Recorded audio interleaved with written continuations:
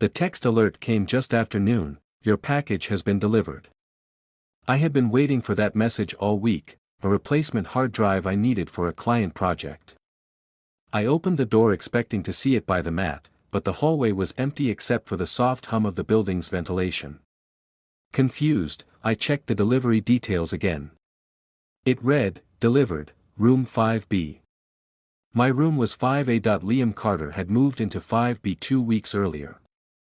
I'd only met him once, in the elevator, a tall man with a tired smile and a voice that carried quiet warmth.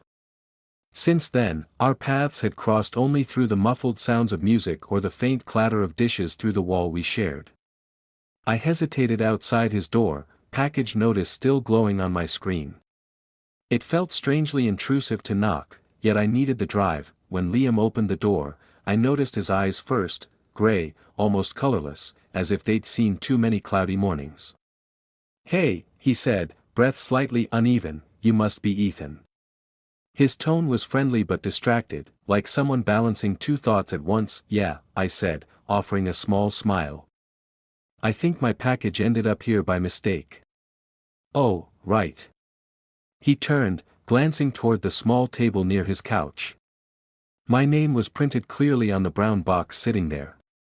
He handed it over quickly, his hand brushing mine for an instant, cool skin, a hint of citrus from his cologne. "Sorry about that. I was meaning to drop it off." "It's okay," I said. But as I took the package, something caught my attention. A second mug on his coffee table, half full. A men's jacket, too small to be his, hung over the back of a chair. The faint scent drifting through the room stopped me for a fraction of a second, Noah's cologne that I forced myself not to react. Maybe I was imagining it. The scent was common, wasn't it? My boyfriend wasn't the only one who wore it. Liam followed my gaze briefly, then smiled, a little too quickly. "I was just having coffee with a friend," he said. His voice carried a note of defense, quiet but sharp around the edges. "Of course," I replied, stepping back. "Thanks again." The door closed softly behind me. The hallway suddenly felt longer, the fluorescent lights colder. I carried the box into my apartment, setting it on the counter. For a moment, I just stood there, listening to the faint hum of life through the walls. Noah called that evening. His voice came through thin and tired, like the connection itself carried distance. "Hey, babe," he said, "I'm going to be late again. The hotel's short-staffed tonight." "The hotel," I repeated quietly. "You're still there?" "Yeah. Same shift, same chaos." He laughed, but it didn't sound like him, more like a script rehearsed too often. "Don't wait up, okay?" I said goodnight, and the call ended.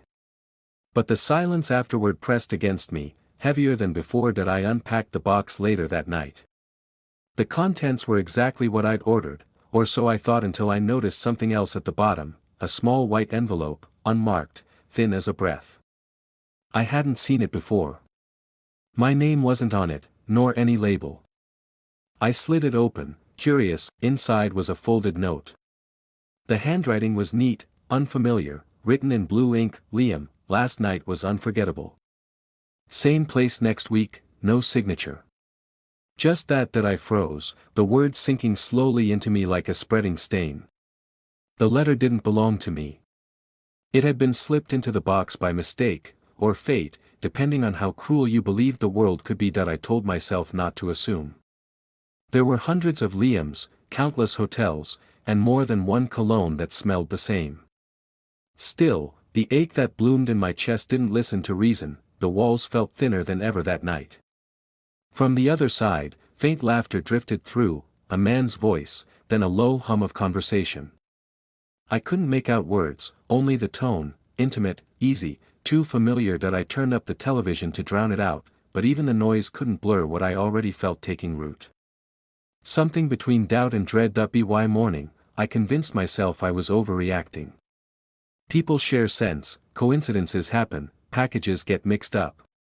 Still, when I saw Liam in the hallway later, carrying his mail, I caught his eye and asked, "Hey, did you happen to lose a letter?" Something that might have gotten into my box by mistake. He paused, grip tightening around the envelopes in his hand. Letter? Yeah, I said lightly. Just a small note, no name. I figured it might be yours. For a second, he didn't answer. Then he smiled, small, practiced. No, not mine. Probably the delivery mix-up again. Right, I said. Makes sense. But it didn't. His smile had faltered just enough for me to notice, and his voice, though calm, carried a tremor he couldn't quite hide. When I got back inside, I set the letter in a drawer, unsure what to do with it. I could have thrown it away, but some part of me couldn't. It felt like evidence of something I wasn't ready to face. That evening, Noah texted, "Don't forget to water the plant. Miss you." Simple words, almost tender, yet I stared at them longer than I should have. My mind replayed the faint scent in Liam's room, the 2 mugs, the jacket. And now the note. A storm gathered outside, quiet but steady. I stood by the window, watching rain streak down the glass. Across the narrow courtyard, Liam's window glowed softly. For a moment, I thought I saw movement, a silhouette passing, then another beside it. 2 shadows merging. I blinked, and they were gone. The rain deepened, washing the city in silver. I turned away, the sound of thunder rolling through the distance. The package still sat open on the counter, the letter tucked away but alive in my mind. Something about that delivery had shifted the air between our doors. What should have been a simple exchange now felt like the beginning of something I couldn't name. As I lay in bed, the hum of the building returned, steady, constant, but my thoughts refused to quiet. The scent of citrus still lingered faintly on my hands, and I couldn't tell anymore whether it came from Liam's apartment or from the memory of Noah's touch. I closed my eyes, telling myself that morning would bring clarity. But beneath that thin hope, something colder stirred, an intuition whispering that this was only the first delivery, and the next would arrive uninvited. The morning light came in quietly, pale and uncertain, like it wasn't sure it belonged there. Noah sat at the kitchen table again, the same place where everything had begun to unravel a few hours earlier. The smell of rain lingered through the open window, mixed with the faint scent of coffee gone cold. He hadn't slept, the night had moved slowly, every second dragging him deeper into his own thoughts. From down the hall came the soft creak of a door. Aiden's footsteps followed, measured, slower than last night, but steady. Noah didn't look up when he entered. He just stared at the condensation on his coffee cup, tracing a line through it with his thumb. Aiden cleared his throat. "You're still awake." "Didn't feel like sleeping," Noah said, his voice flat. Aiden stood by the doorway for a long moment before moving to the counter. He poured himself a glass of water, drank half, then leaned against the sink. "You always were the responsible one. I should have known you'd stay up and think it to death." Noah finally looked at him. Aiden looked worn, eyes dim, hair still damp from a quick shower. He wore the same clothes, though less disheveled now. The exhaustion in his face made him look older somehow. "I wasn't thinking," Noah said quietly. "I was trying not to." Aiden nodded slowly. "That doesn't work. I tried that for years." Silence fell again. Outside, a bird called once, brief and distant, before the quiet returned. "I don't know what you want me to say," Noah said. "What happened last night wasn't supposed to," Aiden finished. "Yeah, I know." He gave a short, humorless laugh. "You don't have to explain. I was drunk. You were, being you. Trying to help." "That's not what it was." Aiden's eyes flicked up. "Then what was it?" Noah hesitated, words forming and falling apart in his throat. "It was real," he said finally. "And that's what scares me." For a second, neither moved. Aiden's expression softened, but there was something guarded behind it, as if he were bracing for rejection. That he set the glass down and crossed his arms. "So what now? You pretend it didn't happen? Go back to your quiet life with Clara?" The mention of her name stung. Noah didn't respond. Aiden continued, voice tight. "You know, I used to think leaving this place would make me forget everything. The noise, the fights, the way everyone kept pretending to be fine. But I couldn't forget you. Not for a day. Noah's heart thudded painfully in his chest. Aiden, no, Aiden said, cutting him off. You don't get to say my name like that, not after last night. Noah stood abruptly, the chair scraping against the floor. I didn't mean for this to happen. You think I wanted to hurt you? Or Clara? Or anyone? Aiden's jaw tightened. I don't know what you wanted. Maybe you just didn't want to be lonely for once. The words landed hard, sharper than intended. Noah's shoulders slumped, and for a moment, the weight of everything they'd done, everything they couldn't undo, settled between them like fog. Aiden sighed and looked away. Forget it, he murmured. I didn't come back here to start another fight. Then why did you come back? Noah asked, the question slipping out before he could stop it. Aiden didn't answer right away. He stared at the window, watching the last drops of rain slide down the glass. Because I didn't know where else to go, he said finally. And because I thought maybe you'd still care. Noah closed his eyes briefly. I do care. That's the problem. Aiden's voice softened. Then don't say it like it's something to be ashamed of. Noah wanted to believe that, but the guilt had already taken root. Every thought of Clara twisted deeper into him, her messages from last night still unread, her trust still intact. He couldn't stand the thought of how easily he had fractured it. He turned away, gripping the edge of the table. You should leave, Aiden. Aiden blinked, the word striking harder than he expected. Leave. Before Mom and Dad get back. Before this becomes something we can't even look at each other over. Aiden's expression shifted, anger flickering beneath his calm. It already is. Noah met his gaze. Please. For a long moment, Aiden just stood there, breathing shallowly. Then he nodded once. Fine. He walked down the hall without another word. The sound of a zipper, the dull thud of a bag against the floor. Noah stayed where he was, every instinct telling him to go after him, to fix it, to say something, anything, but he couldn't. His throat felt tight, his body heavy. When Aiden reappeared, he was holding his jacket, eyes unreadable. You'll make it easier this way, he said quietly. That's what you're good at, making things easier for everyone else. Noah opened his mouth to reply, but nothing came out. Aiden turned toward the door, hand on the handle. Then he paused, glancing back. You know, I meant what I said last night, he murmured. You were the only one who ever saw me. Even if you pretend not to. And then he was gone. The door clicked shut, soft but final. The silence that followed was suffocating. Noah stood still, listening to the absence of sound, to the echo of Aiden's words replaying in his head. He wanted to chase after him, to undo everything, but the weight of his own choices held him still. He walked to the doorway and looked outside. The driveway was empty again, wet and glistening under a weak sun. A single puddle reflected the gray sky, unsteady, distorted, but honest. Noah sat back down at the table, the coffee now stone cold.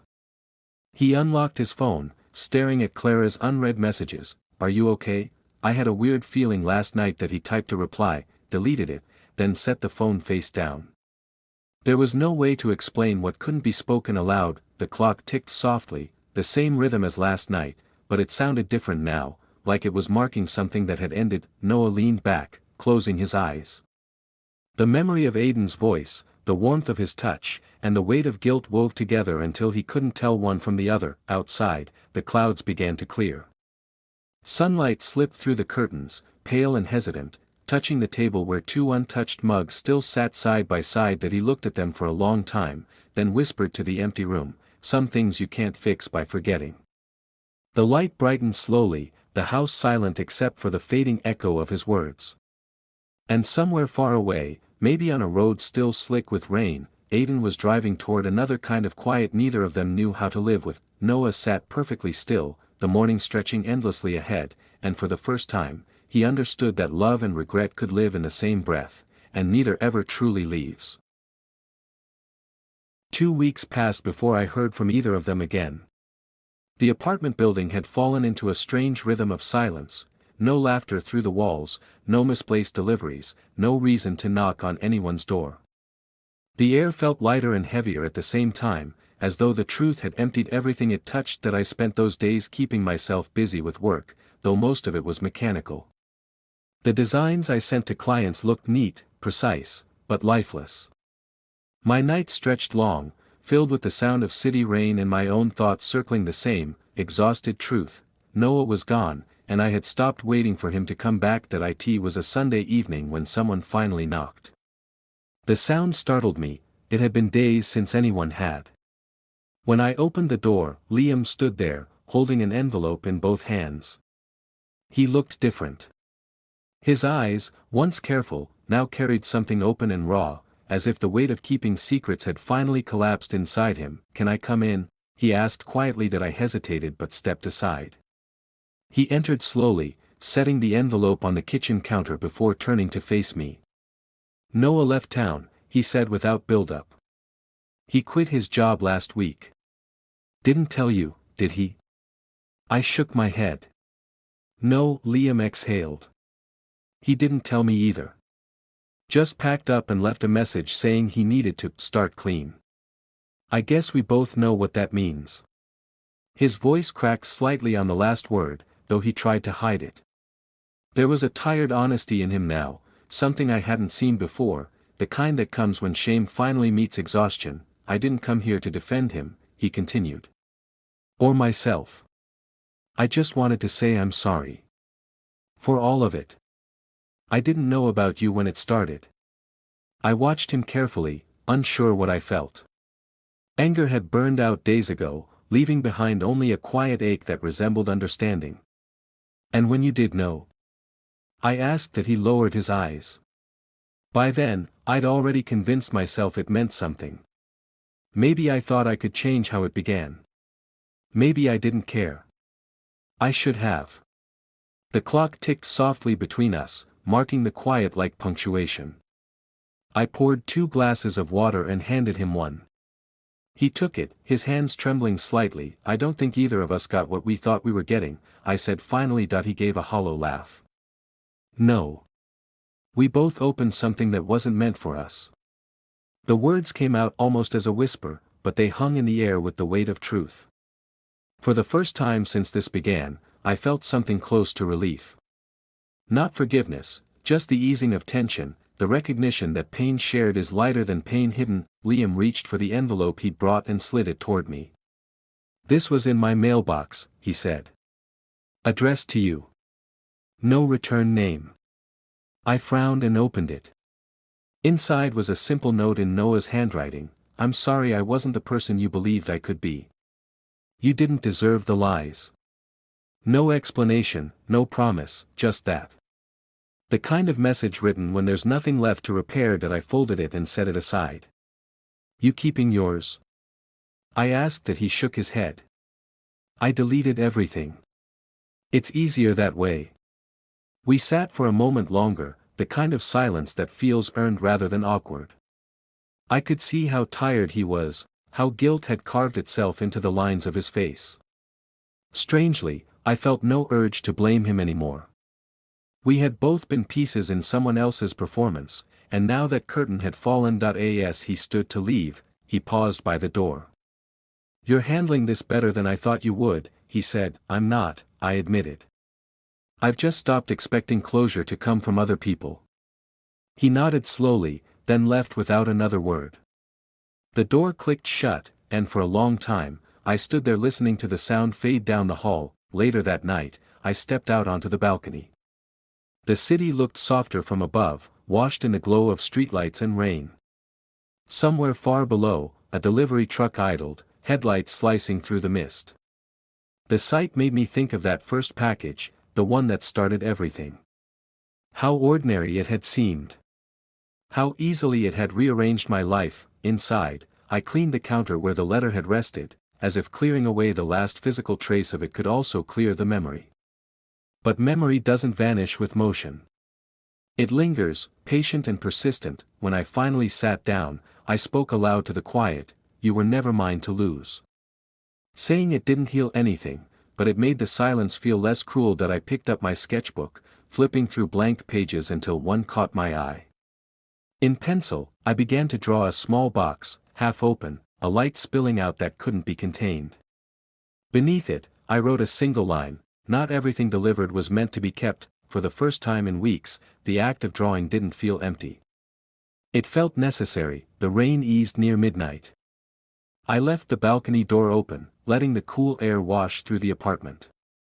Somewhere beyond the courtyard, a door closed softly, maybe Liam's, maybe someone else's. Either way, it didn't matter anymore. When I went to bed, I noticed how quiet the space felt, not hollow but cleared. The kind of quiet that comes after truth has finally been spoken. Before sleep took me, one thought lingered: how strange it was that the smallest accidents could expose the largest lies, and how, in their aftermath, even betrayal could leave behind a certain clarity. The package had been delivered to the wrong room, but in a way, so had I. And though what I found inside still haunted me, I knew that someday, that haunting would soften into memory. For now, the silence was enough.